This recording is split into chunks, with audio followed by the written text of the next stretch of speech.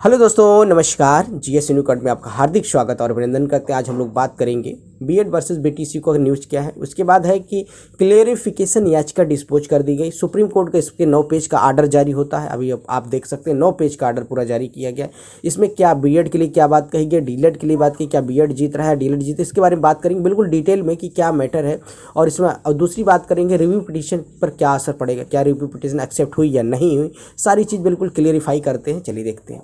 पहला क्या है, diary number 36321 2023 Divesh Sharma versus union of India. Case detail क्या है, 36321/2023 फील्ड ऑन 2/9/2023। 2 सितंबर को क्या हुआ है, फील्ड होता है 9 PM पे। डायरी नंबर है आपके, देख लीजिए। उसके बाद क्या हो गया, ये डिस्पोज हो गया। अब डिस्पोज का मतलब क्या है, क्या डिस्पोज से क्या मतलब है, क्या है, बिल्कुल इसको से क्या स्पष्ट, इसको बिल्कुल डिटेल में देखते हैं। डिस्पोज का मीनिंग क्या है पहले देखिए। डिस्पोज मीन्स होता है, इसका मतलब है कि अदालत ने मामले को खारिज करने का फैसला किया है। क्या किया है, खारिज करने का फैसला किया, क्योंकि उस मामले में कोई योग्यता नहीं दिखी और इसे शुरुआती चरण में ही खारिज कर दिया गया।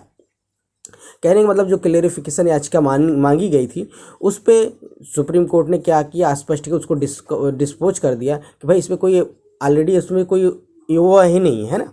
तो आप देख लेते हैं कि इसमें क्या है, डायरी नंबर यमे application modification and clarification order 11/8/2023 का जो सुप्रीम कोर्ट का आर्डर आया था उस पर मॉडिफिकेशन और क्लेरिफिकेशन मांगा गया था। तो उसी को डिस्पोज किया गया, क्योंकि भाई आप सुप्रीम कोर्ट की फैसले के ही खिलाफ क्या कर रहे हैं, बात कर रहे हैं। तो इसके बारे में और बात डिटेल में देखते हैं।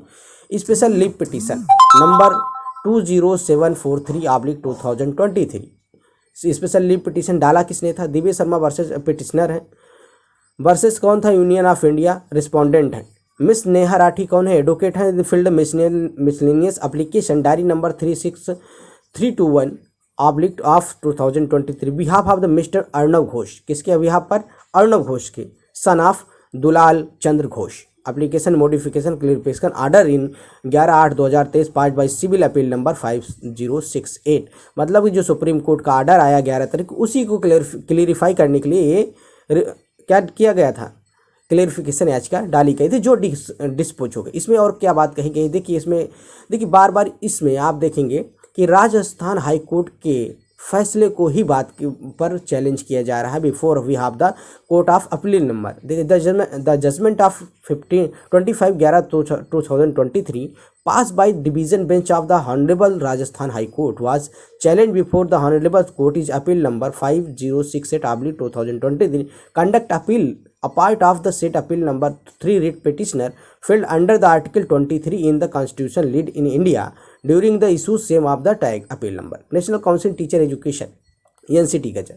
तो आप देखिए कि unqualified for the post of primary teachers. कहने का मतलब ये था कि जो अभी राजस्थान हाई कोर्ट का जजमेंट था, उसी को जजमेंट को अपील करने के लिए सुप्रीम कोर्ट ने बार बार इसको कहा कि उन्होंने अगर बीएड को पीआरटी से बाहर किया गया है तो ये अंडर आर्टिकल 21 मतलब आर्टिकल 21 के 21 क्या कहता है कि फंडामेंटल राइट्स है क्या, जिसे शिक्षा संबंधी अधिकार, जैसे कि कहा गया है कि 0 से 14 साल के मतलब कि 6 से 14 साल के बच्चों को क्या करना है, निःशुल्क शिक्षा देनी है।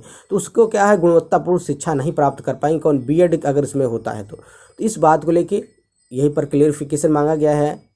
अब उसमें बार बार आप देखेंगे राजस्थान हाई कोर्ट के ही स्टेटमेंट को फॉलो करते हुए कहा कि भाई अगर जो जजमेंट सुप्रीम कोर्ट ने दे दिया उस पर कोई क्लियरिफिकेशन याचिका नहीं दायर की जाएगी। और आपने देख रहा है इसमें judgment of the court in the state of Manipur and Rajasthan high court में बहुत सारे पिटनर से जो क्लियरिफिकेशन मांगे थे, तो उस पर स्पष्ट यही कहा गया कि इस पर जो जजमेंट आ गया अब उसमें कोई क्लियरिफिकेशन नहीं होगा, क्योंकि इस फैसले में अब कोई दम ही नहीं रह गया। कहने का मतलब उसको ऑलरेडी खारिज कर दिया गया, जो कि बीएड को प्राइमरी में शामिल करने से स्पष्ट रूप से मना किया जा रहा है कि भाई जो ऑलरेडी अगर सुप्रीम कोर्ट का फैसला आ गया उसमें आर्टिकल 23 की बात की जा रही है बार बार कि 23 में ये कहा गया है कि अगर कोई फंडामेंटल राइट से कभी सभी को मूल अधिकार है कि अगर कोई मान लीजिए कि आप किसी जजमेंट से खुश नहीं तो आप रिव्यू पिटीशन डाल सकते हैं।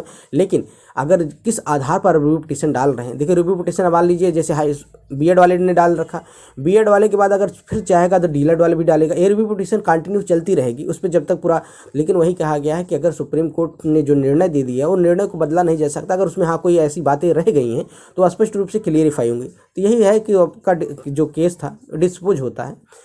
दूसरी बात, अगर वीडियो पसंद आता है तो आप चैनल को सब्सक्राइब कर लें, लाइक करें, शेयर करें, कमेंट्स करें। मिलेंगे नई वीडियो के साथ। अभी देखिए रिव्यू पिटीशन पे क्या असर होगा, क्या उस पर क्या एक्सेप्ट होगी नहीं होगी, अभी इस पर कोई डिटेल में बात नहीं हुई है। अभी सिर्फ आपको एक क्लियरिफिकेशन याचिका के बारे में बात की गई थी जो कि डिस्पोज हो गए। डिस्को मतलब होता है पहले से खारिज हो जाना। चलिए मिलते हैं नए वीडियो के साथ। जय हिंद साथी, नमस्कार सभी को।